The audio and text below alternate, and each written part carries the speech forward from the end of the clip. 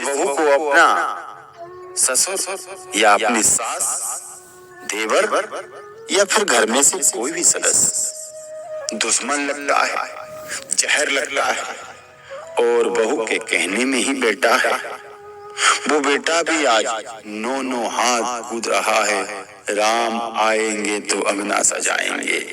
सबसे बड़ा अंगना तुम्हारा हृदय होता है, तुम्हारा दिल होता है, उसको सजा कर रखो, उस मंदिर को साफ रखो।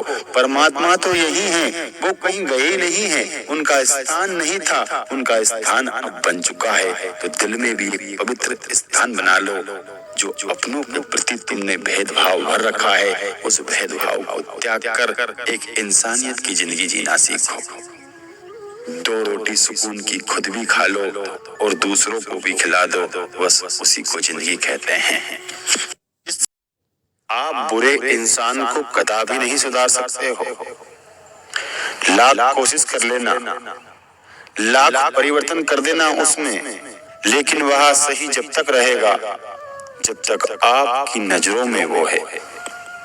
नजरों से दूर होते ही वो वैसा ही हो जाएगा जैसा वो था।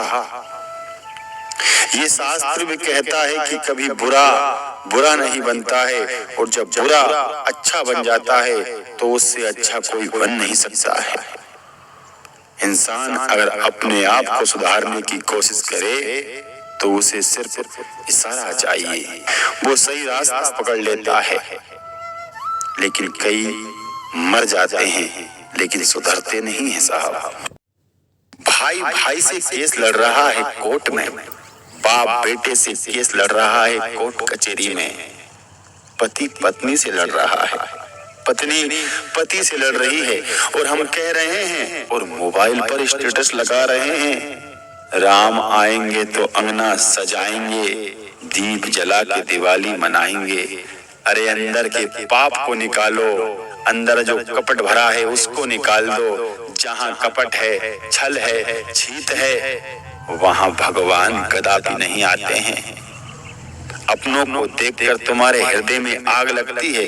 भगवान से सीखो मर्यादा क्या होती है, अपना क्या होता है, भाई क्या होता है, पिता क्या होता है, माता क्या होती है।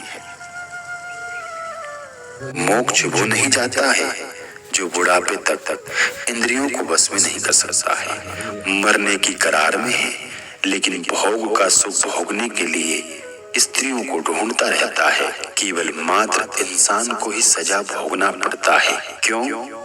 क्योंकि कोई भी जानवर हो, पशु हो, पक्षी हो, वो धर्म को नहीं जानता है तो अधर्म को भी नहीं जानता है, पाप को भी नहीं जानता है, पुण्य को भी नहीं जानता है। जो सेवा करते हैं, परोपकार करते हैं, अच्छे भले को पहचानते हैं, लोगों को, पशु को, पक्षी को दान देते हैं, उनका पेट भरते हैं, वो इंसान दयावान होते हैं। जो भी इंसान पशु हो, पक्षी हो, इन प्राणियों को कैद करता है, मारता है, वह नरक जाता है। कुछ लोग ऐसे होते हैं, अच्छा हुआ तो हमने किया, अगर बुरा हुआ तो या तो अपनों को दोष देते हैं या भगवान को दोष देते हैं। देखो दोस्तों, भगवान कुछ भी नहीं करते हैं आपका कर्म सब कुछ निर्धारित करता है। अगर आप अच्छा बीज बोओगे तो अच्छी फसल उगकर तैयार होगी। अगर आप बेकार बीज खेती में लाकर लगाओगे तो उसका नाश होना ही है। ऐसा ही कर्म है, कर्म अच्छा करो, फल मिलेगा, देर होगी लेकिन फल जरूर मिलेगा। विश्वास रखो, भगवान को दोष मत दो, अपने आप को दोष मत दो, अपनों को दोष मत दो, केवल कर्म अच्छे करो।